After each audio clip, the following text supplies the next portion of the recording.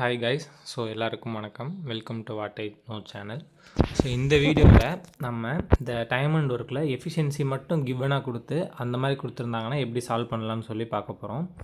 So இதில் first வந்து given பார்த்துடலாம். So A is thrice as good as workman as B. அதாவது இங்கே என்ன கொடுத்துருக்காங்க அப்படின்னா, ஸோ ஏ வந்து பியை விட 3 டைம்ஸ் வந்து நல்லா ஒர்க் பண்ணும் அப்படின்னு கொடுத்துருக்காங்க. ஸோ இதுலேருந்தே நம்மளுக்கு என்ன தெரியும், இப்போ ஒரு பி வந்து ஒரு டைம் இந்த ஒர்க் முடிக்கிறதுக்கு ஒரு சம் டைம் எடுக்கிறான்னா அதை விட ஏ வந்து கம்மியாக தான் எடுப்பான். ஏன்னா அவனோட வந்து எஃபிஷியன்ஸ் குட் ஒர்க்மேன் கொடுத்துருக்காங்கன்னா என்ன அர்த்தம்னா அதிக எஃபிஷியன்ட் இருக்கவன்னு அர்த்தம்.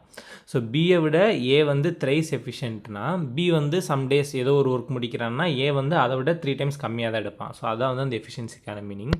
ஸோ அந்த 3 டைம்ஸ் எஃபிஷியண்ட்டாக இருக்கிறதுனால able to finish a job in 60 days less than B. அவன் 3 டைம்ஸ் எஃபிஷியண்ட்டாக இருக்கிறதுனால பி வந்து ஒரு டைம் எடுப்பானா அதை விட 60 days வந்து கம்மியாகவே அந்த ஒர்க்கை வந்து முடிச்சிடறான்னா வேகமாக முடிச்சிடறான். அப்போ ஏ தானே எஃபிஷியண்ட்டாக இருக்கான். ஸோ அதுதான் மீனிங். ஸோ அப்போ ஏ ப்ளஸ் பி சேர்ந்து வந்து எவ்வளோ நாளில் முடிப்பாங்க அப்படின்ற மாதிரி கொடுத்துருக்காங்க. ஸோ எப்போவுமே எஃபிஷியன்சி கொடுத்துட்டாங்கன்னா நம்ம வந்து ஒன்று ஞாபகம் வச்சுக்கணும். எப்போவுமே efficiency is inversely proportional to time. அதாவது இப்போ டைம்னு ஒன்று கொடுத்துருக்காங்கன்னா எஃபிஷியன்சி வந்து இதுக்கு ஆப்போசிட்டாக தான் இருக்கும். இது வந்து நம்ம எப்போவுமே நல்லா ஞாபகம் வச்சுக்கணும். இது வந்து எல்லாத்துக்குமே யூஸ் ஆகும்.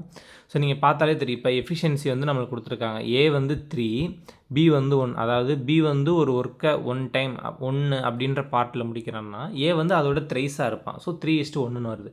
அப்போ டைம் எப்படி இருக்குன்னா இன்வெர்ஸ்லி ப்ரொபோஷ்னல்னால் டைம் இஸ் ஈக்குவல் டு 1:3 தான் இருக்கும்.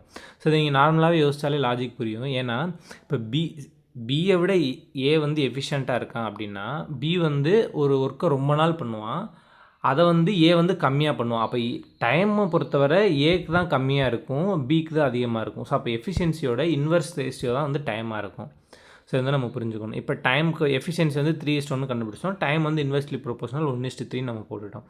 இப்போ இந்த 2 டைமுக்கு டிஃப்ரென்ஸ் பாருங்களேன். இது வந்து 1 பார்ட்டு, இது வந்து 3 பார்ட். இதோட டிஃப்ரென்ஸ் வந்து 2 பார்ட்டு. ஸோ இது ரெண்டையும் லெஸ் பண்ணோன்னா நம்மளுக்கு 2 பார்ட் வருது. பட் நம்ம கிவனில் என்ன கொடுத்துருக்காங்கன்னா ஏவோடையும் பியோடையும் டைமோட டிஃப்ரென்ஸ் வந்து 60 days. ஒரே ஒர்க்கை 2 பேர் பண்ணுறப்ப 60 days இருக்குது அப்படின்னு சொல்கிறாங்க. அவங்க 2 பேர் பண்ணுறப்ப இருக்க டிஃப்ரென்ஸ். அப்போ அவங்க 2 பேரோட ரேஷியோட நம்ம டிஃப்ரென்ஸ் கண்டுபிடிச்சிருக்கோம். அதோட 2 பார்ட் வந்து 60 days. இது வந்து கொஸ்டினில் கொடுத்தது தான். அப்போ ஒரு part is equal to 30 days. இது வந்து நம்ம கண்டுபிடிச்சது. ஒரு பார்ட்டோட டிஃப்ரென்ஸ் வந்து 30 days. இப்போ டைம் வந்து ஏவோட எடுத்திருப்பாங்க. ஸோ ஏ வந்து இப்போ டைம் படி பார்த்தோன்னா ஒரு பார்ட் 30னா ஏ வந்து 30 days எடுத்திருப்பான். ஸோ ஏ வந்து 30 days எடுத்திருப்பான். அதே இது பி வந்து 30 × 3 90 days எடுத்திருப்பான்.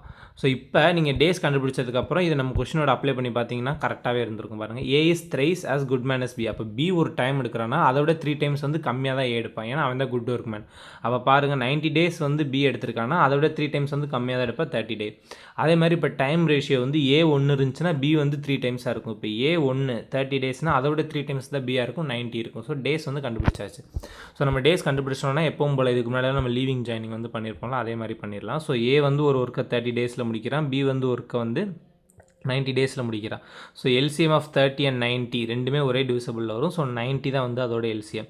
அப்போ 90 எல்சிஎம்னா டோட்டல் ஒர்க்குமே வந்து என்ன தான் இருக்கும், நம்மளுக்கு 90 தான் இருக்கும். ஸோ டோட்டல் வந்து ஒர்க் வந்து 90 டிவைடட் பை டோட்டல் எஃபிஷியன்சி எவ்வளோ, ஏ வந்து 3, பி வந்து 1. ஸோ டோட்டல் எஃபிஷியன்சி வந்து 4ன்னு வரும்.